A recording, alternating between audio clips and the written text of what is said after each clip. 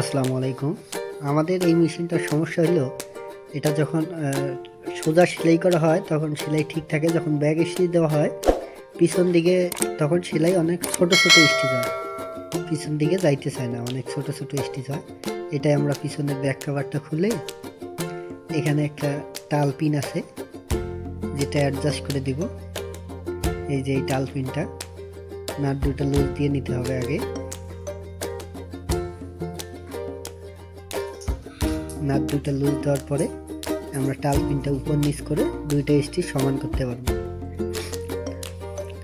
এটা ঠিক করার পরে আমরা যখন চালাবো দেখবো যে আমাদের সামন দিকে এবং পিছন দিকে স্টিচ সমান আছে, সামনে ও পিছনে একইভাবে যাবে।